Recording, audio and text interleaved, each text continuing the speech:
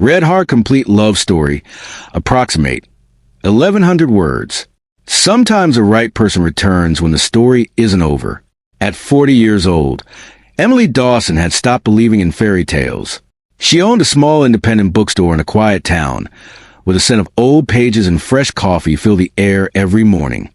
Customers admired her kindness, but very few knew she had spent the last 18 years carrying the memory of one man she had never truly forgotten. That man was Michael Hayes. Now 40, Michael was a best-selling novelist who had traveled the world signing books and giving interviews. Success had brought him fame, but it had never filled the empty place in his heart that Emily had once occupied. 20 years earlier, they had fallen deeply in love during college. They dreamed of opening a bookstore together one day, but life separated them before that dream could become reality. Emily stayed behind to care for her father after he became seriously ill. Michael accepted a publishing opportunity in another city. At first, they promised to stay together. Then distance grew. Calls became shorter. Letters became fewer. Eventually, silence won. Neither stopped loving the other. They simply stopped believing they would ever meet again. One crisp autumn afternoon, Emily was arranging books in the front window when a customer quietly walked inside. She looked up. Her heart stopped. "Michael?" He smiled softly. "Hi, Emily." She couldn't believe he was standing there. "What are you doing here?" Michael looked around the bookstore. "I heard there was a beautiful little bookstore in town. I guess I finally found it."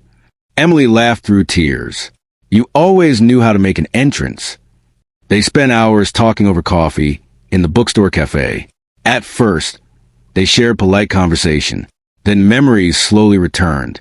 They laughed about their college days, the terrible apartment they once dreamed of renting, the cheap pizza they ate every Friday, the notebook where they had written the names of future children they never had.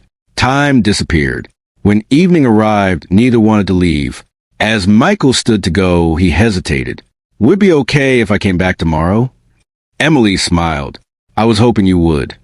The next morning, he returned, and the morning after that. Soon it became a routine. Michael helped organize shelves before customers arrived. Emily recommended books for his next novel. They argued playfully over classic love stories. Michael insisted Pride and Prejudice was perfect. Emily claimed Jane Eyre would always win. Customers loved watching them tease each other. One elderly woman whispered, "You two look like you've loved each other forever." Emily and Michael simply smiled, because it was true. A few weeks later, Michael invited Emily to the annual town book festival.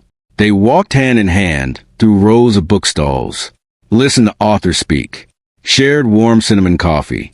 During one discussion, a young writer asked Michael, "What inspired your greatest love stories?" Michael looked directly at Emily. "I once knew someone who taught me that real love never disappears." Emily lowered her eyes, trying to hide her tears. Winter arrived early. Snow covered the streets. One evening, after closing the bookstore, Emily slipped on the icy sidewalk.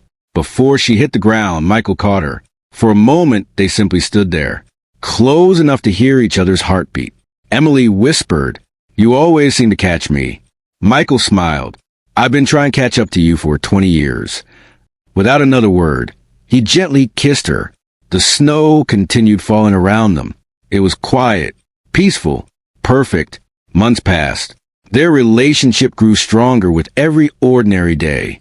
They cooked dinner together, read books aloud by the fireplace, went for long walks through snow-covered parks. Michael admitted something he had never told anyone. "Every novel I've written, they all have you in them." Emily looked surprised.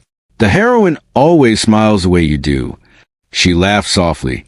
"So I've been in every one of your books?" "You've always been the story." Spring brought new beginnings. Michael announced that his newest novel will be dedicated to one person. At the public book launch, hundreds of readers gathered. Before opening the book, Michael spoke into the microphone. "People think this novel is fiction. It isn't. It's about waiting. It's about hope. It's about finding the courage to return." He opened the first page. The dedication read, "For Emily, the woman who taught me that every great story deserves a second chapter." The audience applauded. Emily quietly wiped away tears. A few months later, Michael surprised Emily with a weekend trip to the old university where they first met. The campus looked almost unchanged. They visited the library where they had shared their first conversation, the bench where they had eaten lunch, the tree beneath which Michael had first told her he loved her. As the sun began to set, they returned to that same tree. Michael reached into his coat pocket. Emily smiled. "You've got that look." "What look?" "The one that says you're about to change my life." He laughed. "I hope so." He slowly knelt, pulled out a velvet ring box. Inside rested a simple but elegant diamond ring. "Emily Dawson, I spent 20 years writing stories, but the only ending I've ever wanted is ours. I can't give us back the years we lost, but I promise every chapter still ahead. I promise laughter. I promise quiet mornings. I promise coffee. I promise to love you even on ordinary Tuesdays. Will you marry me?" Emily's tears fell freely. She nodded before words had come. "Yes, with all my heart." Michael placed the ring on her finger. Students walking across campus applauded. Someone nearby played a violin. The moment felt as though the world itself had been waiting for it. 6 months later, they married inside Emily's bookstore. Books surrounded every guest. Fresh flowers decorated every shelf. Instead of table numbers, each table carried the title of a famous love story. When it came time for their vows, Michael smiled. "I finally finished my favorite story." Emily squeezed his hand. "No, we're just beginning the sequel."